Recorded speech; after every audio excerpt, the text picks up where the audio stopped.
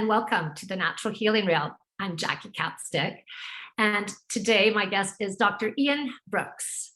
Welcome to my podcast, Ian. How are you? I'm doing well, Jackie. Thank you for having me today. Good. Thank you for being here. Where are you broadcasting from today? I'm broadcasting from Los Angeles, California. Nice. Yeah. So Dr. Brooks is an award-winning author, and he is a personal coach, and he has a lot of other things under his belt that I'm going to let him share with us. So do you want to give us kind of an overview of how all of this came about for you in your life, your novel and your coaching? And Yeah, I can definitely give a quick overview and then dive into some questions that you have and go into more detail. But hello to everyone. My name is Dr. Ian D. Brooks. I'm the CEO and founder of Rhodes Smith Consulting, which is a personal and professional development firm. I'm also the author of the award-winning book, Intention, Building Capabilities to Transform Your Story. It won the 2021 Best Self-Help Book by the Southern California Publicists Association late last year. I've spent my 25-year career helping people transform, be them in organizations, be them leaders, or individuals just seeking to be better. I started my career as a clinical psychologist, working with adolescents and then moving on to adults in a 24-hour lockdown ward. So just think about those individuals who are coming directly off the street and need mental as well as emotional assistance. And then I moved my way into working with organizations and working with people. And over the course of this 25 years, I've worked with a who's who of organizations from Nike and Shondaland. And if you don't know Shondaland, they created the creators of ER and Bridgerton, most recently, amongst other shows, as well as Netflix and Warner Brothers and Aluminum, just countless other organizations. I've had the pleasure of working with their people, all in the behest of transforming their stories. And that's really what I'm passionate about. And it really starts, as I think this podcast really reflects, is that internal healing power around choice, around purpose. So looking forward to our conversation today. wow, that's very, very awesome. Good for you. What a great start for your life, right? Like you're only midway there. That's great. Yes. Exciting. What were you doing? Like what services were you offering to the film industry? Were you offering to like production, or just, I work in that industry as well, so just curious. Yeah. So I worked on a lot of different on the back office pieces. So on one hand, I'm working with the technologists and in particular helping them with their technology and transformations. So all of the technology that obviously is impacting our day-to-day lives influences how people think, feel, and do something different in a day-to-day job just to get their jobs done. So I work with the executives on that particular aspect to help influence, communicate, engage, train people to make sure they can get their jobs done in a fairly seamless fashion. So in that respect, it's hit all of the corners of, say, finance to procurement to even just people who are now just trying to record TV shows as they're putting in their hourly work and just making sure they can submit their time on time and being able to see that, and especially being in a contract areas, making sure that their unions are aware. Yeah. As well as, heck, on the other side, I've been working with those groups, helping coach leaders. So a lot of times we're really good in the media and entertainment space. They're really good and talented at being artists and producers, et cetera, but not necessarily great leaders in how they communicate and how they engage and how they inspire versus just telling. So on that end, I've actually coached COOs, and I've actually coached new and up and coming leaders within the organization that are taking them outside of, as an example, in one particular individual's case, great at the animation aspect, but having him now be a leader for the first time was extremely important for him to actually experience what it meant to be a leader on the other side of that fence, but doing it in an authentic way and really tapping into who he was and even some of his own challenges around leadership to make sure that he wasn't copying some of the past bad behaviors. That's awesome. Yeah. Isn't that exciting that that's really refreshing that that's in that field? Because I think that it's very still old school, very military type, like the ranks in yes. It really is. And, and that it's about authority. And that industry, the media and entertainment side, is all about who do you know and shaking hands and kissing babies, and about networking. How are you going to show up for me? Versus as a leader, it's really putting others in front of you.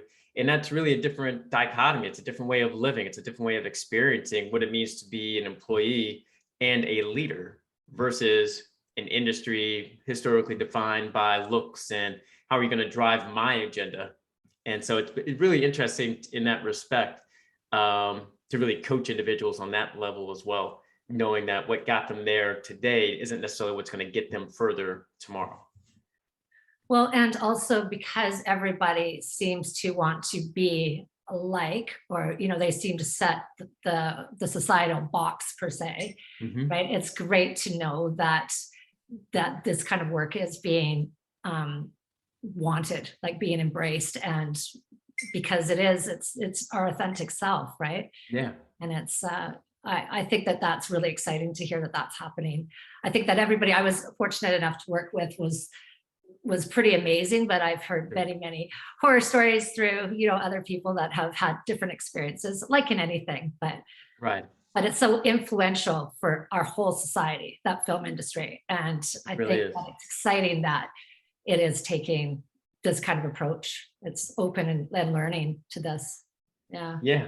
And it's definitely obvious, as you mentioned, over the last several years, with the Me Too movement and what we're seeing in the media and entertainment space, with people coming out and filing lawsuits, and how do we bridge that gap. And as we talk about traumatic events, we typically define that based off of one's individual experience when they're young, but heck, that can be also in work as well. And I've seen both of how trauma impacts people's ability to operate on a day-to-day basis, while also acknowledging the trauma that one experiences just showing up at work, and the pressures that they're under, and the fragmented processes that we go through just to get by is extremely challenging. And as leaders, we can influence that in a more positive way. Not to say we're there now, but that we can actually start doing that, to inspire and be authentic to who we are and our industry, while also acknowledging we don't have to trample on people to do so. Right. Love that. Right. Like, let's lift each other instead of stepping our way up on together. Yes. It's sad. It is sad. It's the old model, right? Yes, it is. It is the old model. And some people are readily available to do that, while others are, they're anchoring on truly what's gotten them there. And it's hard to argue what's gotten them there, right? Because they've been successful in a number of ways. But as I mentioned, to change, we have to readjust our anchors, not just our dreams. So in that respect, it's really getting people to say, where's our anchors? What have you been good at behaviorally, not just output? And once we start looking at your behaviors and your capabilities, now we can adjust and see how we can move you forward. And so how do people that you come in contact with, how do they realize, or where do they come to you? What do they come to you with, I guess? Like, when they're coming to talk to you and say, I'd like some coaching, or where are they at generally? Generally speaking, a lot of my clients are around the expansion. They're looking to say, okay, I'm already good at certain areas and I want to do more. I want to see where I can now take that next step. And really, in that respect, it's really getting them to focus on what are they really good at now, while also acknowledging what potentially have we just swept underneath the rug. There's a saying by Niccolo Machiavelli, and he said, "He who does not build his foundations beforehand may do so with great ability afterwards, but with great trouble to the architect and danger to the building." And what that quote represents is a lot of people have built a foundation of success on wanting to be able to move forward, which by great ability we can always do more because we're already good at what we are currently doing. But it's great trouble to us all when we have to go back and course correct, or just go pick up the things that we swept underneath the rug. And over time, the more we see and start to change and expand, we realize that all the stuff we swept underneath our rug, and the stuff that we didn't have the foundation for to begin with, now starts coming down. And so really, I work with individuals around the expansion without losing sight of the fact that, do we have the right foundation for said expansion? And also addressing questions of what are we willing to let go? Because to expand doesn't mean we're always holding on. Sometimes we need to be able to let go and come to terms and reconciliation with what served us well now, while also acknowledging it's not going to serve us well in the future. So that's what typically people will come and talk to me about around expansion, around their lives. And I think that's hard for us to recognize all that in ourselves, isn't it? Like, it's something we really need to have assistance with, because I know that it's very difficult to see ourselves. Like, we see what everybody else is doing, but for some reason we just don't think that that is happening in our world. But it has to be for us to be able to see it on some level. Absolutely. And that's really where, we can heal ourselves, but we have to be open and being conscious to the moments, conscious to the experience, to be able to see those things. We can provide an internal review of who we are and what we do and the circumstances that surround us, because now that activates our will. But we have to accept who we are in our totality of our life. And that gets a lot, as you mentioned, it gets a lot complicated, because we need to sometimes detach ourselves from objects or potentially people in our environment that reinforce who we are, because we built our life, our structure around the very essence of safety and what's made us successful. And that's kind of taken us down a certain level of trajectory. But now, as from that being able to see it, not only is it seeing it ourselves, but seeing what the environment offers us as well. So as an example, I was working with one gentleman, and he wanted to start a family. And in a very similar situation myself, so I could absolutely relate with him. He wanted to start a family, and he was very successful, but what he had not, he built his whole life structure around taking risks. He built his life structure around, oh, it's just me. So he never anchored on anything. He just rented, and he just leased, and he just said, oh, I'll just date, right? No commitment. Start a family. No commitment anywhere. Right.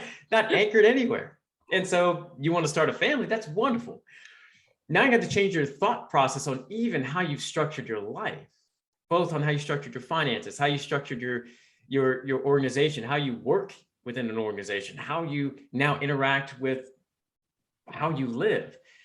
And so there's nothing wrong with starting the family, and that's really what he wanted. That's the end result of so many other decisions of which made him, not in bad ways, but now he's just authoring a new story for himself.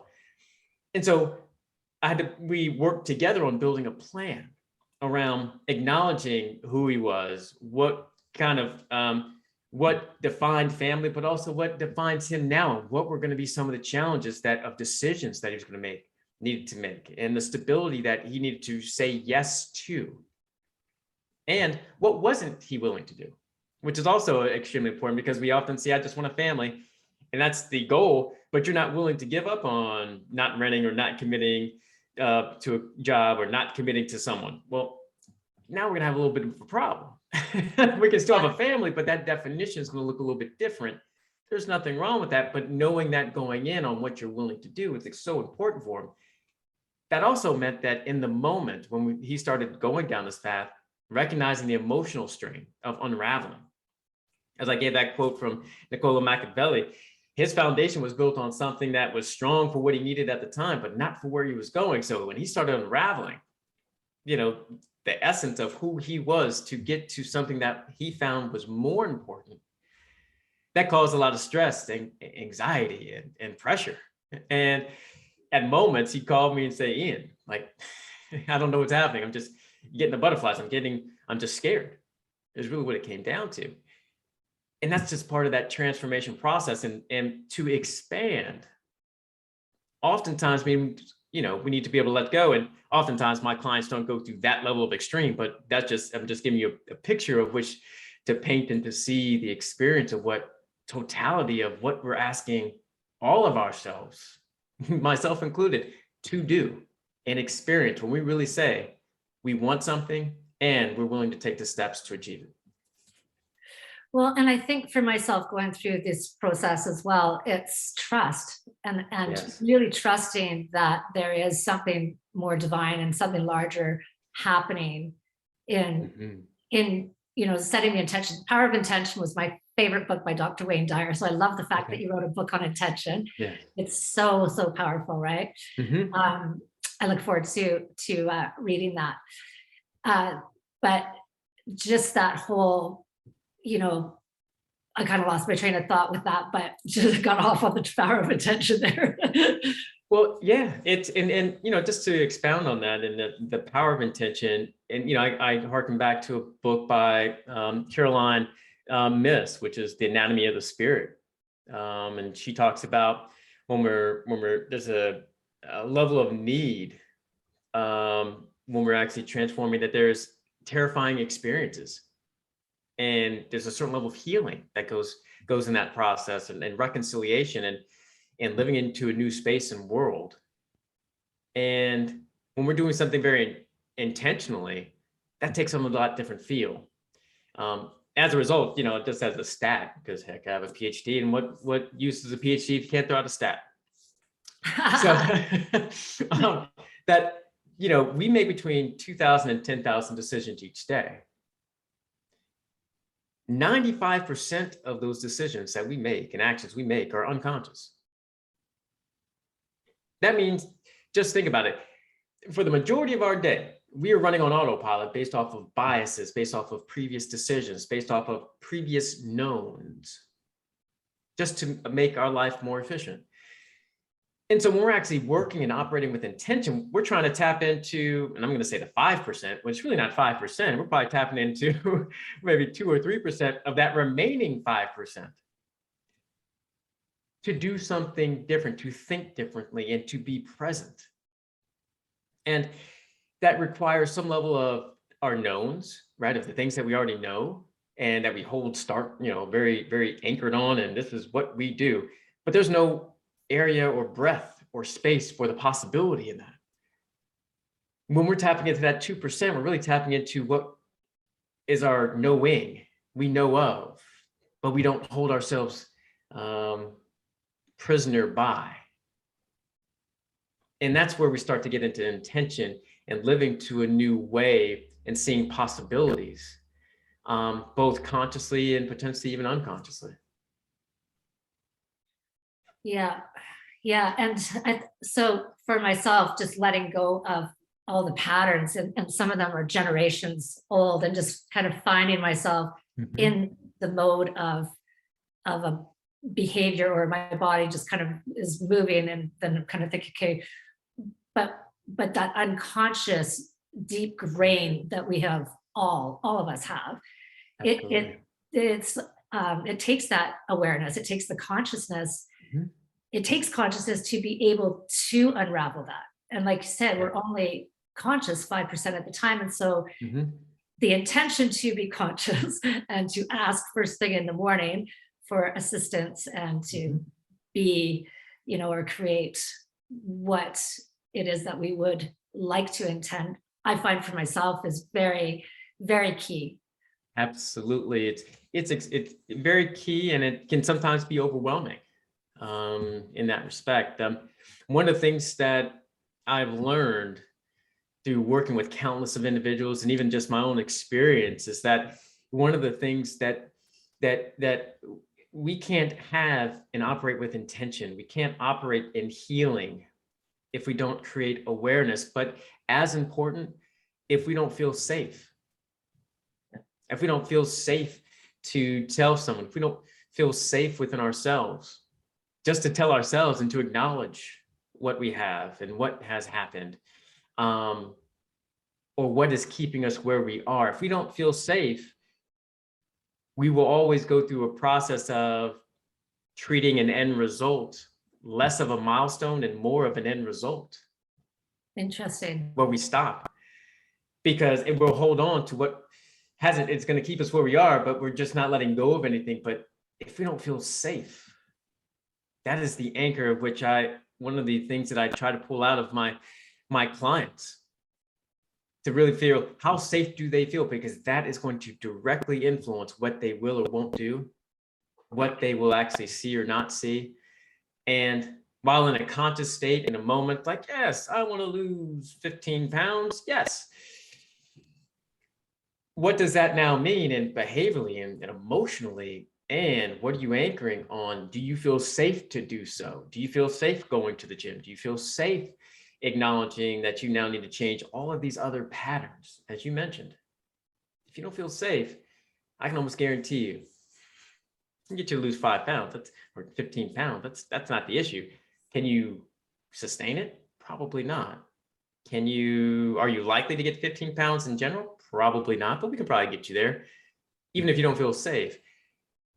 But that takes a different perspective that we typically don't necessarily afford ourselves day in and day out. Well, and again, I think that comes back to consciousness as well, right? Because Yes. everybody's setting out to do these great things for themselves. And most of the time, most people are not succeeding. And then we go into the beating ourselves up and I didn't do it and shaming ourselves. And that's another pattern of generations, and just the awareness of trying to reprogram and let those negative stories that are running. Yes, absolutely. And creating new ones. It's Yeah. a lot of, for myself, it's been a lot of work, but worth every moment, because I don't believe that any of us get off on this. I think we all have this to do. We do. We all have it. And to speak on that, just my own personal experience. I grew up in a place where I was fearful of judgment, where, quite frankly, I didn't want to be seen. I didn't want to be too high on the bar, because that meant I was seen for being good at something, and quite frankly, that created a level of judgment of, now you got to sustain it, and if you don't, you're going to get in trouble. I didn't want to be on the bottom of that totem pole, because that gave me unwanted attention of having to do more and getting in trouble. So I just wanted to be in the middle. I didn't want to say much. I didn't want to be too high. Just give me C's in school. Just want to be, seen in certain ways. Like, just hide. Let me hide. Let me wear a hat. Let me wear a hood. And that's fine. And that's how I operated. And one reason why I got into psychology and wanted to go on the clinical side, which I decided at the age of 13, I was going to do that. And I actually just didn't want to be seen. I want to be involved with people, but I want to understand people's stories. I want to understand why people do what they do and what's the impetus and behind that. Now, fast forward from that 13-year-old in a career starting off as a clinical psychologist that has been built and entwined with that judgment, with that fear, with that decision, quite honestly, of not wanting to be seen. And now, guess what? Now I'm writing a book. Here I am in my mid 40s, writing a book. And now I've got to what I thought I had reconciled throughout my own journey of being a clinician and working with others. It came all back up of not wanting to be seen. Now I wrote a book and my first version of my book, ironically, was an audiobook that has never, well, at the time had never seen the light of day because it wasn't very good. When I went into the booth, I was scared because no one had ever heard me speak about it. No one had heard my content. And when I was saying it out loud, I was like, oh, wow, this isn't good. And that's aside from never being in a booth before or doing a video recording or an audiobook recording. Oh, yeah, by the way, going back to a 13-year-old decision I made or feeling I had. Now here I'm about mid 40s and like, oh, poop. In the middle of this recording, I was like, oh, this is not very The emotions started to come up. I was fearful, stumbling over words. It's like, heck, I have a PhD and a separate master's. You mean to tell me I can't read? But no, I couldn't. I love that. I just read my own writing. I was like, yeah. Hold on, this isn't very good. But in literally living it every day, and it's something I consciously think about, and something I've written on my whiteboard here to my side is how am I showing up today? How am I being seen today? And it doesn't have to take much, but I was reminded in that moment that how am I showing up, and speaks directly to what you just alluded to, and that it's something that we sit with and it doesn't necessarily go away. It is my truth. It's not something I need to hold on to, but it's going to show itself in so many different ways and patterns that I have to be conscious of it and open to it, and also not beat myself up for not having solved this Rubik's Cube that has been started since I was a young man. That's a good analogy, a Rubik's Cube, right? Yes. Because so you're saying, so yeah, because it just seems to me that the layers of this, some people call it the onion or whatever, Mhm. they just seem to keep coming. Like there just Yes. seems to be, you feel like you've really done the work and really got a Mm. grasp on, what happened as a child that gave you this, you know, perception of, that you weren't enough or you weren't smart enough or Mhm. whatever anybody's story is. And Yeah. so for myself, it's been this process of working on that and, not smart enough, not this, not all of it, right? Mhm. And it still is there. Like it's still Mhm. at 55, it's still a process that keeps coming up for me, even though I really, diligently feel that, I'm doing that work and reprocessing and reprogramming. And it's incredible to me that it's almost a little bit self-defeating. And it's hard, I believe, to kind of not be hard on yourself about it just because of that program is run so deep as well.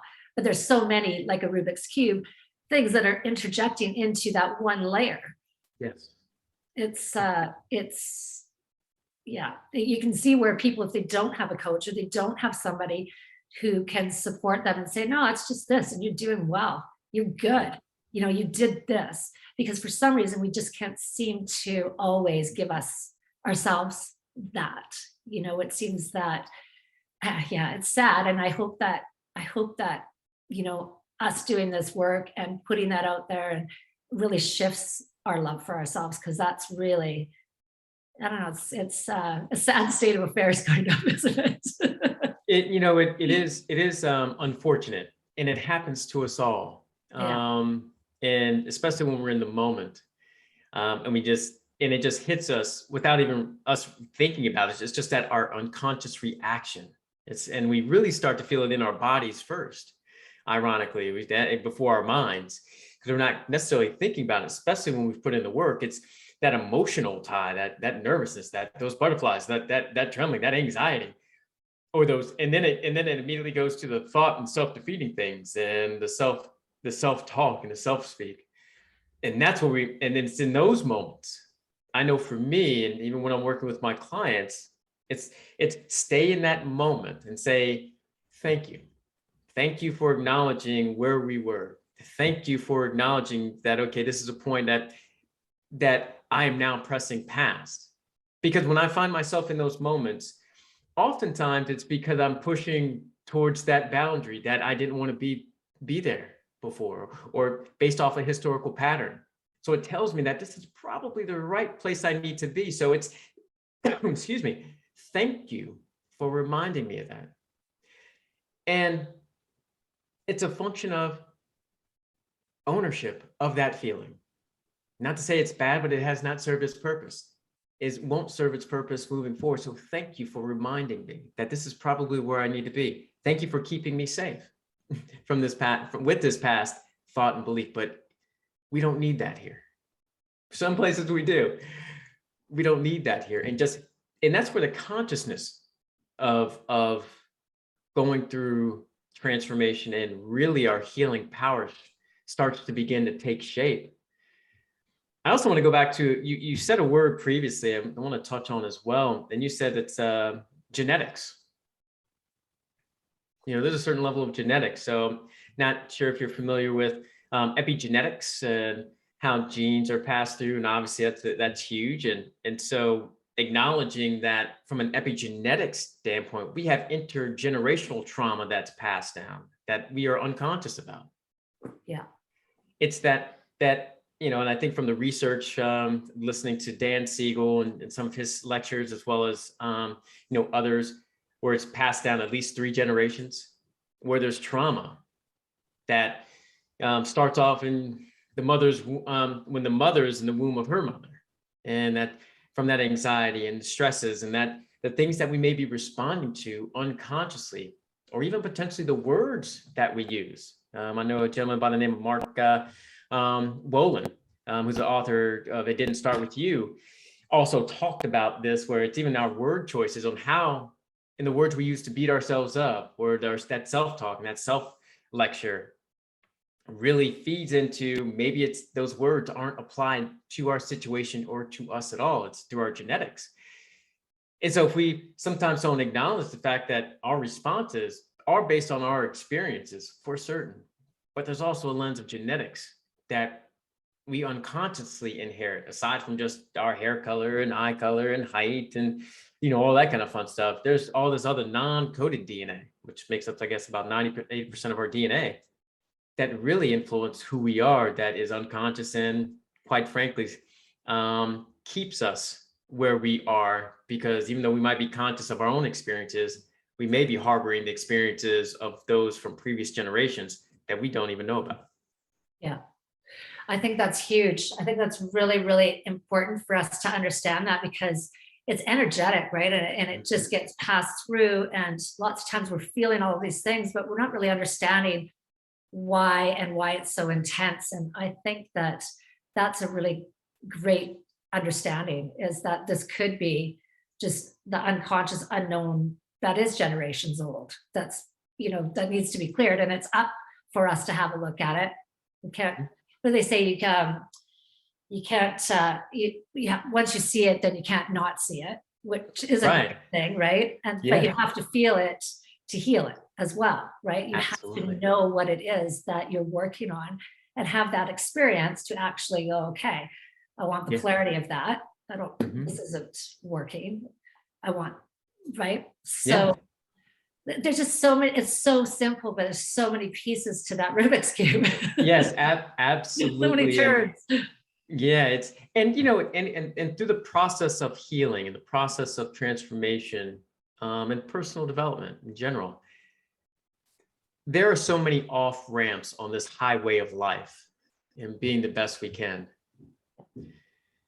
that it will only take one time for us just to get off that off ramp, to get on an off ramp, and it will take us down a different path if we are not clear on the direction we want. If we're not clear consciously around how we're making decisions and moving forward, there are things unconsciously that will take us down off ramps that we don't even know are happening. Almost like self-driving cars. It will just take us down those off ramps. But there's so many things that offer opportunities for us not to do, and not to heal, and not to transform, that we have to operate with that 5% or most likely 3% of consciousness of saying, yes, here's what I'm consciously making, and I don't know if it's going to be right. I'm going to make the best decision I can with the information I have right now. And I'm going to do it with my eyes open, and I'm going to operate with a truth, and an internal truth and authenticity, and seeing how we move forward. Yeah, right. Because then when you look back and you go to try and beat yourself up because maybe it wasn't the right road, you knew that in that moment, in that time, you were awake, you were aware, and you were, when we do better, when we know better, we do better. Yes. And I love that saying, because I think that we all are doing that. We're all doing whatever we feel is in the best interest. I don't think that we're doing, intentionally to hurt ourselves or others. I think that there are some, but I don't believe that that's a percentage, hopefully.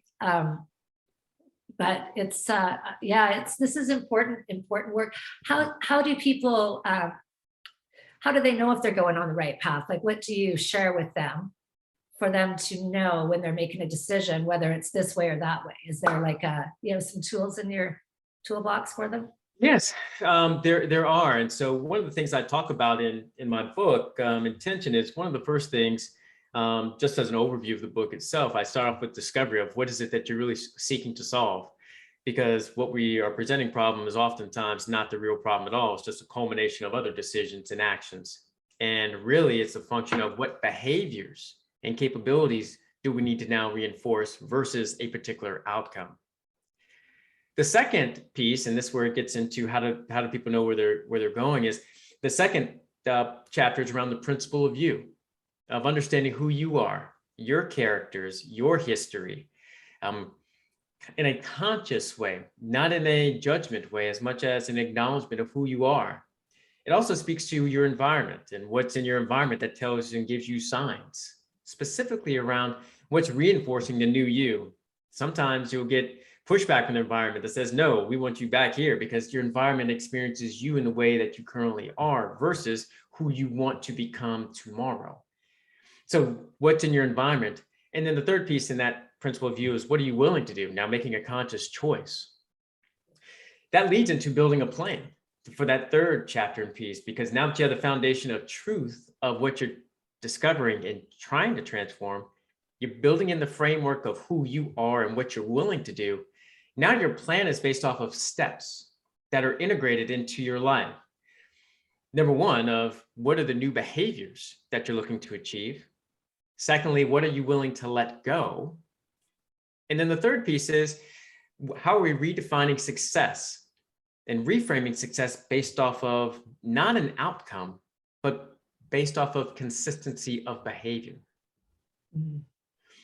And so in that respect, and now getting more specifically around your question, one of the things I ask my clients to do when we get down to that experience piece is taking a look at their calendars for within a week and saying, how can you integrate these new behaviors? Where are you going to integrate them?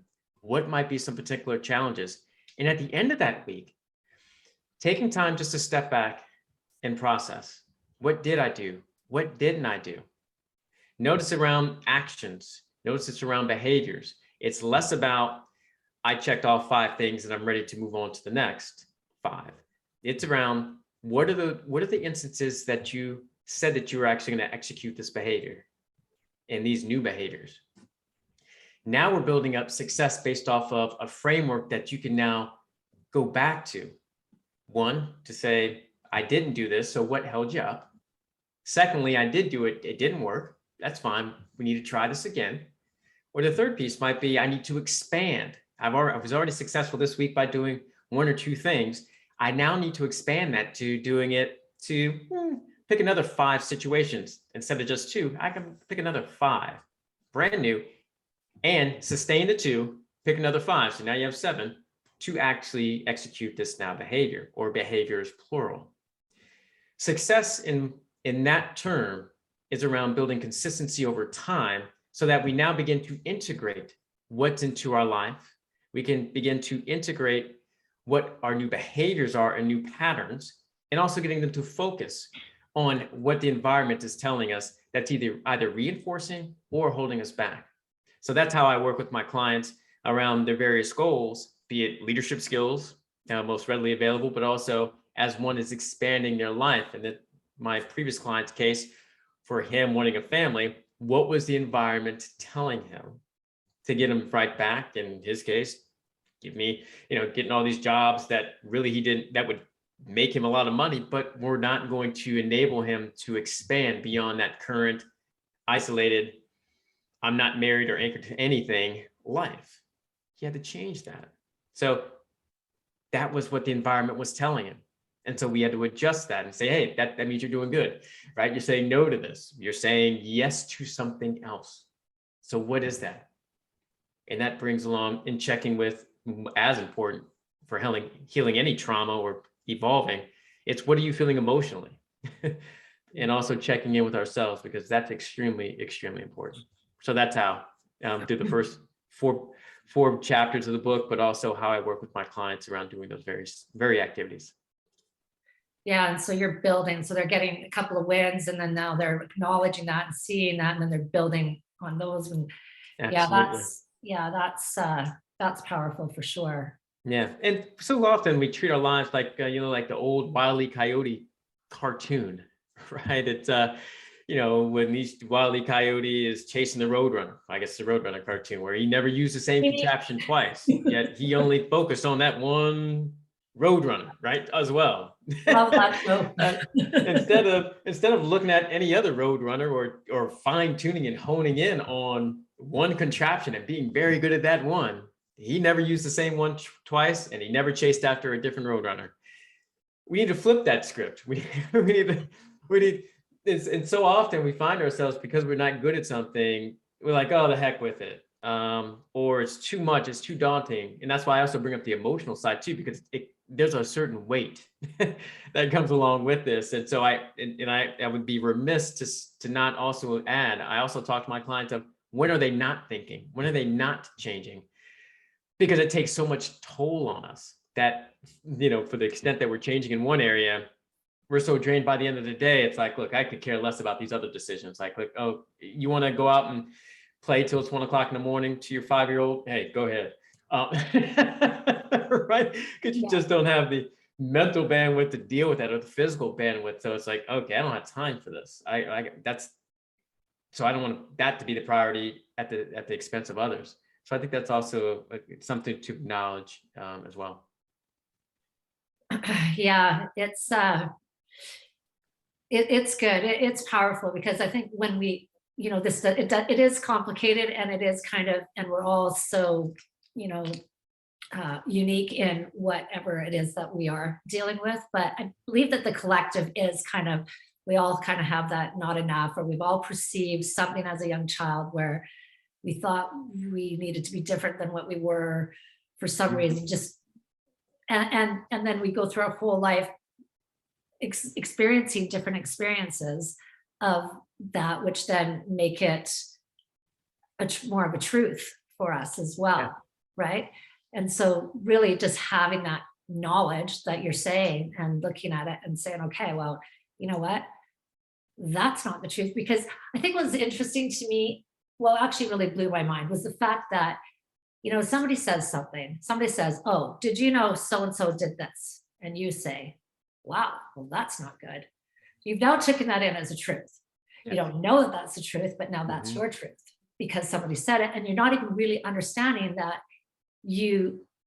so there's all of these untruths that we have as, we hear it another time, then we hear it from somebody else, and now it's a belief that we have about, well, you can't do this because if you do this, and this thing happens, and we're just not even aware of how powerful that is, like just that thought of suggestion, right, from other people.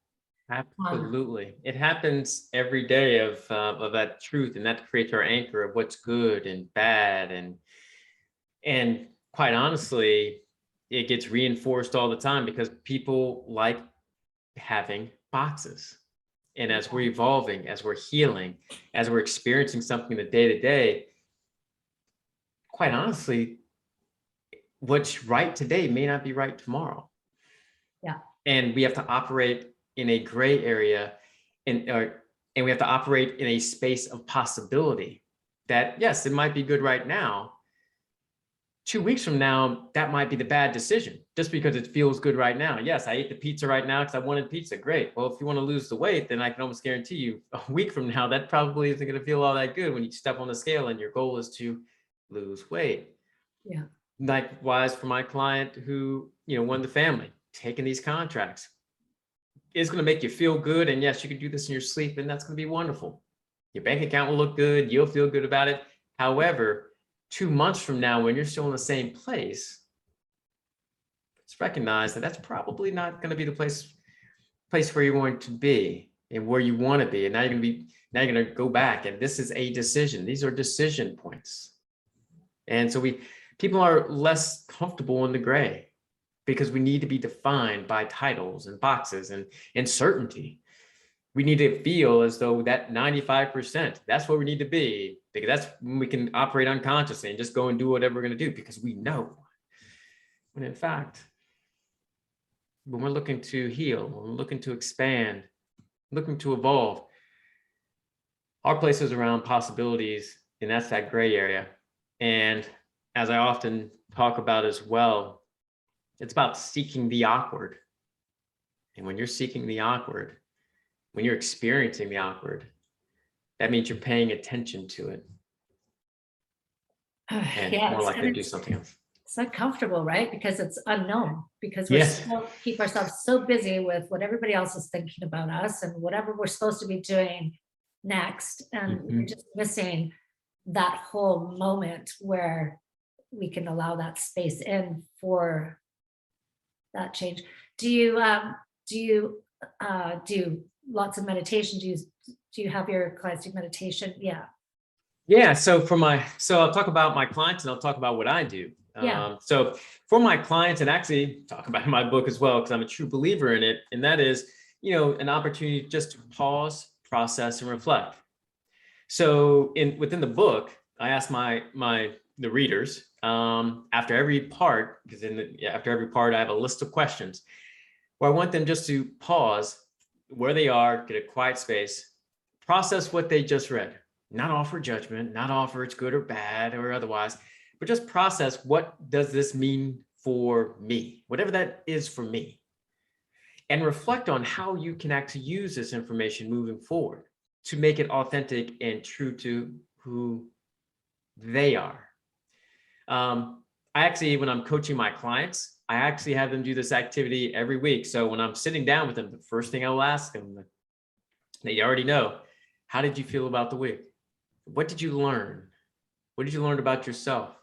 What did you learn about your environment? How did your decisions play into this? Without judgment. It doesn't mean it's good or bad. It's just what happened. Yeah. Those are truths. The moment allow us decision points to alter that truth, just to get recentered.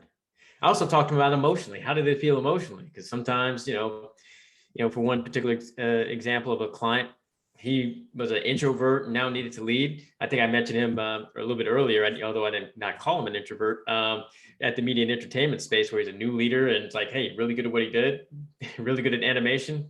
Again, great drawer, could work with people, but now needs to lead. He needs to manage his extrovert, because he was not, and the emotion that came up with speaking, and his own history and his own family background. And so one of the big things was just, all right, let's just talk. Let's see what that is. And this is where, my therapy background really lends itself to really feeding into that, although I'm not solving for mental illness or otherwise, but recognizing where the emotion plays in that, and just giving ourselves a chance to just pause, process, and reflect. Now I do the same thing for myself. Every week, I take the opportunity to go to yoga, and it's a spiritual yoga. So it's a blend of mindfulness, exercises, and just recentering, and just maybe a little bit of stretching. Because I really truly enjoy the mindfulness aspect. The stretching is it's one of those things I need to do. Yeah. But in that respect, it affords me an opportunity just to reset every single week and think about myself, think about what's occurred, and getting me mentally prepared for the week. I also spend 15 minutes every morning just meditating, just recentering myself. It might be just on how do I need to stay focused, because there's so much noise out there in the world that's going to be pulling me in a direction. If I have something on my calendar that I'm not very excited about, or that I'm fearful of, or now pushing myself, how can I reframe it towards seeing it in a positive way? And what's the emotion I'm going to see through that? And just that mental exercise and recentering and breathing and pausing in a moment when I'm not stuck in the middle offers me a chance for that foundation. And I think to that last point, when we're stuck in the middle of stuff, we're just going to react back to our 95%. And our reactions are based off of old patterns. Yeah. By meditating and seeing what I'm going to be doing and experiencing ahead of time affords me a stronger likelihood of how I'm going to emotionally feel and react to things throughout my day, and affords me that just centering opportunity. And through that, you kind of see your day, like you're saying, some of the things aren't, you might not be looking forward to, but if you can kind of see yourself going through it easily, and then usually you can experience that. Yes, go to the experience. And not only am I seeing it, I'm also, what am I feeling in that moment? What would I feel by accomplishing that goal? What am I feeling by moving on to something else? And what am I feeling in that moment? What do I not only see it from a execution standpoint, but it's also, again, can't lose sight of that spirituality and, just that emotion to make sure that I'm aware of that in the moment. Yeah, it's huge. Like just those little things are very, very, they make huge impact in our life if we're just aware of these things, right? Yeah, it's so impactful. And even if we're thinking about it ahead of time and thinking about the end result and thinking about our emotion in a positive way beforehand, Now, unconsciously, we've already set the tone for what that experience is going to be like. Even if it's something that on paper we wouldn't necessarily do, but we've already set the expectation of what this is going to be like ahead of time.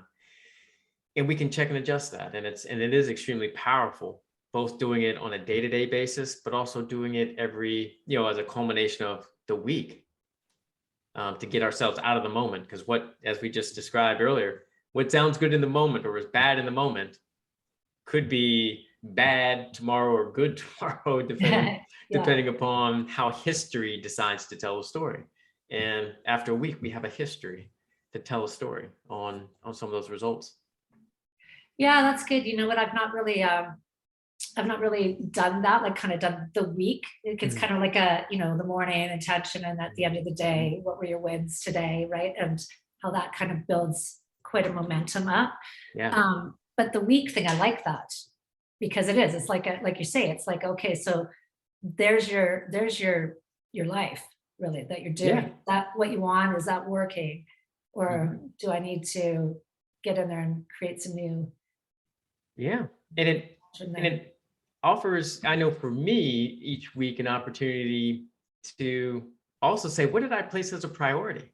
Like if I say I wanted to do something, or if I say my goal is this, to expand my book sales, just as an example, in 3 months, what did I do this week that would provide a foundation or build consistency to do that? Where did I really place my priority this week? It's not an indictment. It just lets us know where we placed our priority. Yeah. Over 1 week does not make us failures. Over the course of 2 weeks or 3 weeks, or looking back at after end of the month, and we still haven't done anything. And I also ask my clients at the end of every month, what did we accomplish in this month? It's a function of, this lets us know where the priority was. Here's how we measured ourselves in our consistency of behavior. Here's what our environment told us. Now I have a chance and I have a choice to either stay or do something different. Yeah. And this gets us back to our will. It gets back to bringing conscious decision and ownership of ourselves.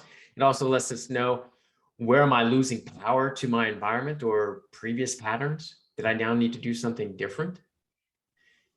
And that's not an external conversation. This is actually internal to ourselves and extracting our consciousness so we can release our own expectations, because we also beat ourselves up for things that, quite frankly, we had no intention, nor had we had any behavior associated with achieving. And so there's no need to beat yourself up when you didn't do it. And or I now set a fictitious goal that sounded good for somebody else, but maybe it's not right for me. And that gives me a chance to adjust in that. Yeah. And own that. Yeah. And like that week, it's a week. It's not like you've, wasted so much time. Like you're trying to create something different. And so if you do that week, then you can really go, okay, did anything shift for me by doing these? Okay, maybe I need to add in, I really like that. I think that I'm going to definitely be using that. Yeah, well, hopefully you have to let me know how that works. Again, I know for myself it works, and for my clients as well, it seems to be effective. And not only is it adding in, but also, what am I letting go out of this week? What am I deprioritizing? What am I saying no to? Because I think that's just as important as any activity that we can say or try to change. It's, what is that? And quite frankly, it keeps myself, and it keeps even my clients honest on anchoring on who am I and what am I trying to achieve moving forward. When you say anchoring, what do you mean? Can you explain just a little bit? Sure. So our patterns and our beliefs have us anchored in what we do and how we do it. It gets us back down to that 95% of how we unconsciously move forward. It also means, from a conscious standpoint, when we're building our plans, what did we say we were going to do? Because those are our points in time of saying this is what I want to be. And let's be clear, we all live parallel lives on paper. And so what we write down is not necessarily what we always achieve, but it gives the point to say, here's where I'm trying to achieve, and here's where I'm starting from. And so when I say anchoring, it allows us to say, my anchor is what I say I'm going to do this week. My anchor is what I believe I'm going to feel and what I'm going to experience. Here's the consistency I'm trying to to deliver on behaviorally. That's my anchor of saying that's my truth. Now the week is going to tell me when I'm in the moment, when I'm making decisions, my plan will tell me that. And as we reflect, looking back on history, it will tell us, did we actually achieve that or not? Yeah. So that's what I mean by anchoring. Good. And so when you were speaking earlier about the gentleman, and his life has been this way, and now he wants to have a life that's more, family orientated, and his foundation at that age is not built on that. How does somebody go in and, like, is it just, they know that they want this now and that feeling, and then it's going to be like this, but then once that gets going for a while, then they want to revert back to, kind of doing their own thing, being single, feeling not, back to the, having their own freedom type thing. How does one deal with that? Like, yeah, it can be tough, quite honestly, because the world and the structure of trying to revert back. Like the world might tell him that, hey, he needs to keep going back, and the emotions and the anxiety that he's feeling is telling him, hey, you need to be over here, because that's how the world's experienced him, and it's safer for them, and on paper, safer for him. What I tell, keep reminding him, and what I even remind all my clients, and inclusive of myself, is that this is about choice. This is about a decision. No one asked you, do you want to, no one asked or told you to have a family. This is your choice. Now, there's a lot of definitions of family. There's a lot of different definitions of the path to get to that definition of family. Yeah. We define what that might look and feel like early on. How does that resonate now? Not in a place of safety, not one based out of fear, not one based off of the anxiety that moments are going to remind you of what you're transforming. Let's re-anchor back on the choice. What are you choosing? Because you can have for the choosing. And now let's acknowledge that. And in his case, really getting deep down and saying, what are you now willing to do? And now let's make sure we have a path that reflects that. Let's also acknowledge the emotions that have come up over the last several weeks and last month. Yeah. That now acknowledge the path that you're taking. Again, it takes the conversation out of, I'm just going from one to the other. You can still have, but number one, it's answering, is it still a priority? Let's redefine what this now looks for you in a way that feels more comfortable. And more, when I say more comfortable, I don't mean that in a flippant way, because I, as I mentioned, I do want to create the awkward. He should feel awkward. He should feel anxious. He should, that means we're on the right path. But it fits to what he's willing to do, and recognizing, and in his case, he recognized it after the first month, we're changing a lot more than you thought. You're changing a lot more than you thought. We are having conversations around a lot more than you thought. But guess what? We're now changing the foundation of which you are now incorporating a family into who you are, versus it just being something left on the side of a nice to have. You're now doing this intentionally. So let's move forward in that, and let's have the conversation. And that's when we start to get back to our truth and our authenticity and our path and our story.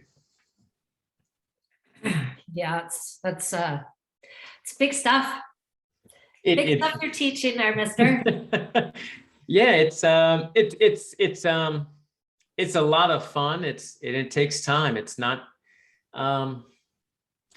paint by numbers. It's not give me the 5 ways. It's give me the given the 10 things, it really means, hey, I give people 7 steps, and realizing that, quite frankly, depending upon what you're trying to solve, you may be further along in that path in one area, but in a different part of your life, you're got to start from the beginning.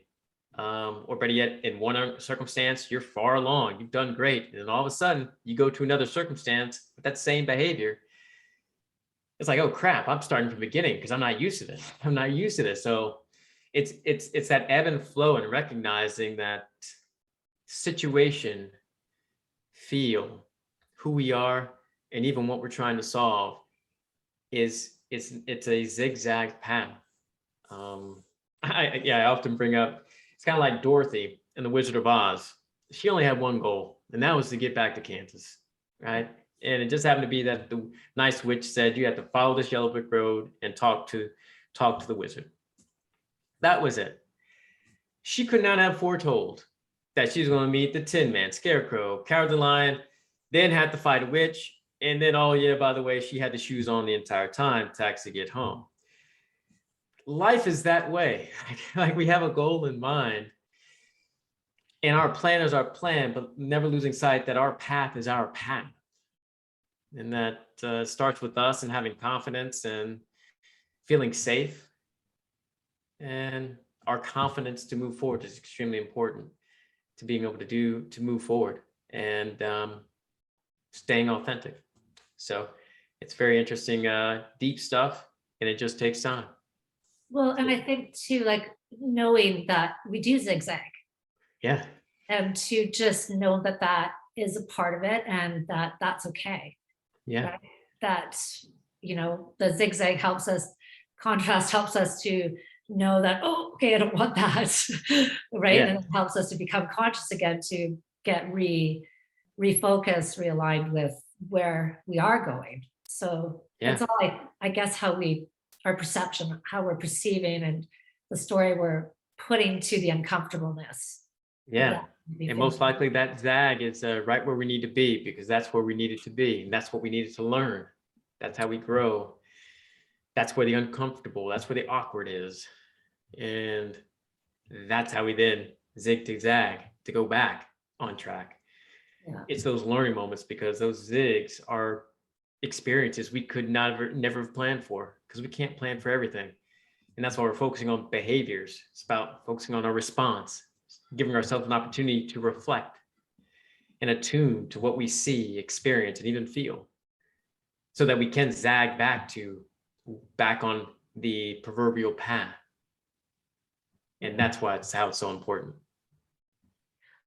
I think that the one other thing that you were saying earlier was to, I'm not sure the word you use, but to be accountable for what you're feeling, because I think as a society, we tend to, we don't tend to do that. We tend to, it's everybody else's fault. And we give our power away by doing that. We can't change it or shift it unless we are accountable or owning the part of the emotion that is our pattern, that we do know. Right. And that person has, punched or whatever again, or brought forth. And I think, that's been a really big understanding for me, is to do, because it's so hard to do as a society. Like that's not how society has been. It's always, point the other finger, and yes, there is the dynamic of that. This situation has come up for you, but the only way for us to move past and up and out of that is to be accountable for what part of that is mine. Absolutely. And what part is mine, and how am I, irrespective, going to respond? Yeah. Because that's what we have control over, our response. We may contribute to the situation, and oftentimes we do, be it however anchoring scale you want to put on it, good, bad, 100% or no percent. We contribute to that. But what I've learned across my career, and what I've learned in working with others, is that, when we're learning through this process, who we're around, the places we find ourselves, the objects that we've placed meaning behind, Yeah. They're a reflection of the lessons we need to learn. And our reaction to that is so important in being conscious of that awareness and that reflection. And that's extremely powerful, extremely scary. And it's one, holding myself accountable to that awareness, to that acknowledgement, to that choice, to that feeling, and knowing that in order to change, in order to evolve, I have to take the accountability, because there's only one person I'm in control over, and that's me. How I feel, how I interpret. And so that healing internally is so important, to stay anchored around knowing that there's something out there, but seeing the possibilities and seeing and reflecting and being conscious. It takes on a whole new meaning. And it's not easy. Right? I know I get caught up in things, I get annoyed at people, but when I'm thinking about it, I try to catch myself in a moment. I'm saying, Ian, what are you really mad at? Is that really about them, or is this really about you?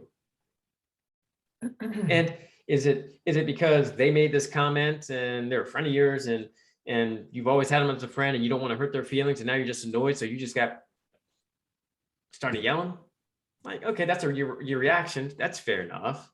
But is that really about them, or is that really about you? A decision to be around that person, knowing they have a different philosophy or a different perspective, or they have a topic that they're talking about. It's that just something that simple. In a moment, we can catch ourselves and saying, what am I accountable for, and what am I owning? And that's can be a very powerful exercise to recognize that we do have choice. And as we move forward, acknowledging who we are and what we do starts with us. Love that. Love that. Okay, well, you know what? Let's leave it on that note. Is there anything else that you want that's important for you to share on this podcast before we kind of wrap things up? Yeah, that's a lot of amazing information. I appreciate that. Great. Well, we've talked about healing and you start off with trauma, and then we talked about, obviously my book and just transformation. I often tell people, you're good as you are, right? What we're actually talking about is not a conversation of survival, but one of need and want. It's about what we want, and it's about choice. And that's so powerful. That separates us a lot from a lot of different species around choice to do something. And when we harness that, when we really are authentic to that choice, not to say it's got to be at the detriment of someone else or something else. But when we acknowledge that choice, we can be so much more powerful than who we are. But it starts with who we are internally first, and servicing our survival need so that we can get to our want, desire. So best of luck for those who are moving forward, as I know I am, and consciously or unconsciously, to a journey of expansion. Yeah. What do you want? What do I want? It's a great question to ask daily, isn't it? Yes. And how does my life align to it? What do I want? How can I serve? The highest good for all, right? Absolutely. And when you do that, you're living with intention. And there's multiple answers to that. There's multiple, because we wear many hats between our families, our friends, our careers, and others. It doesn't have to be just one answer. But when you're trying to change all of that, or you're trying to live it and you're not currently living it, that's when we feel like the anxiety of trying to do everything at once. And we cannot judge the book based on the chapter we walked in on, and nor should you. Don't judge yourself based off of everything you're trying to change.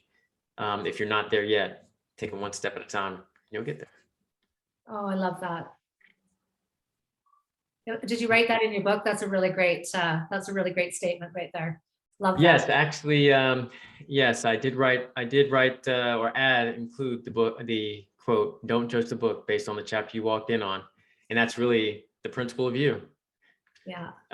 Because it's just so important that we often judge ourselves based off of where we are now, when in fact, it took a lot for us to get here. And that's why I wanted to end with that doesn't make us bad or wrong. It doesn't make we're less than. It just now means we're expanding from this chapter, but there's so much more than that got us here that we now need to explore to make sure that we're reading the next chapters and creating the next chapters in our story in a way that's truly authentic to ourselves and the characters and the story we want in the future. Yeah, we are creating what's happening next. And so we can keep doing the past by being unconscious, or we can get conscious and create and start asking what I want, and start acting and being and doing, and having fun with it, right? Absolutely. There's it's not necessarily always fun in the moment, but it is a fun process when you kind of look back and like, again, with the book reading I did and that I thought was horrible, and scrapped the entire thing and rewrote the entire book as a result. Horrible process, but I felt so empowered making the decision after that recording to rewrite the entire book, because it was the right thing to do, and it allowed me to become the author the book needed me to be. And as a result, I can, now as the commercial goes, not only am I the author, I'm a client of my own book in more ways than one that I had not realized. So it's definitely a wonderful journey. You never know where you're going to end up, but at the end, you will have a story to tell. Yeah, and I think if we feel the feeling, how do you want to feel, right, is really important with before our actions as well, right? Like, just like, if you don't know what you want, like I started asking, what do I want? Well, I don't know. I've always looked after everybody else, so it's like, I don't know. But how do I want to feel, right? I want to feel clean and light and flow and excited and curious, and like just those feelings. And if I find if I can embrace those feelings with what do I want, then we'll get more of that energy coming at us. That's kind of one of my, when I get stuck on what do I want, I don't know. Yeah, I hear a lot of my clients say that very thing. It's like, what do I want? I don't know what I want. And one of the first things I say is, well, grab your options. You may not know what you want, but just see what's out there, and then also tap into your feeling of, what did that feel like? Did that feel good? Did that, how'd that feel? Like, I often, I'm writing certain things. I was like, how does it feel? I mean, this feels right. I don't know if it is right, but it just felt right writing it. Versus trying to write to someone else. It's like, what does this feel like for me in this moment? It just felt right. Like, that makes me happy, or you know what, that just flowed. Like, yeah, I'm good with this. Now let's move on, or let's build on that. But we often lose sight of that feeling. And, as kids, quite honestly, we didn't have any other way of communicating or knowing what we needed aside from our feelings. When we were hungry, when we're sad, when we're tired, guess what? We just cry. We're just feeling it. We don't know how to express it. We don't have words to do that. So we start off feeling first before anything else. We lose sight of that as we grow older. But once we start tapping into that very first thing, just feeling and emotion, trust that. As you mentioned for yourself, it speaks to an opportunity to say yes. Yeah. And that trust it's big, right? Trust and letting go, and all of those key words there are, things that I need to check in on daily for sure for myself. Because lots of times I don't know that I'm not allowing things in, and lots of times I don't know that I'm not trusting the bigger process. We get, where we're holding on to things because of fear of the unknown. Yes. And until I'm willing to trust, nothing new is coming. Nothing, I'm just going to stay there and not experience any newness. Yeah. And that's where the power is, right? In the present moment, in the newness. Absolutely. Trust, as you mentioned, the newness and consistency, because often in the new, we're not doing it very well. It's just trusting the capabilities, trusting ourselves to do something new, to create the awkward, and being consistent with that. And that we are further along the path than we think. And as I mentioned, we got one heck of a story to tell. Right? On the journey. Well, you know what, it's really great hanging out with you today. I really appreciate all of this amazing information, and good luck on baby making. Yes, thank you. That's always part of the fun process, right? Yes, part of the process. Yes. That's right. It's a good part of the process. Yes, that is. I'm going to put up with our video how people can get a hold of you, and if they want to get some coaching and your book and any other information that is pertaining to getting in touch with you. Perfect. And I hope that we can catch up down the road. Yes, Jackie, I look forward to that as well. Loved our conversation today. And so, looking forward to having another conversation, see where we both are down this down this path. Let's do it. Yes. Maybe a year from now. Yes. Hey, that sounds after the baby's born. After the baby comes. Hey, there we go. Yeah, I have 5 of them, so I'll be good. I'll be good for some. I'll be there listening. Hey, well, so hey, we can share and commiserate. How about that? That's right. It's worth it all. Yes, it is. Yes, it is. Okay, well, enjoy sunny California. It's a little fogged in here today in Vancouver, but the sun always shines in White Rock, so I'm looking for that this afternoon. Hey, well, that sounds great. Pleasure speaking with you, Jackie. And yes, even though it might be cloudy outside, as long as you have a smile on your face, heck, it's sunny someplace. So that's right. Look forward to staying in contact. Okay, you too. Take care. Take care. Thanks.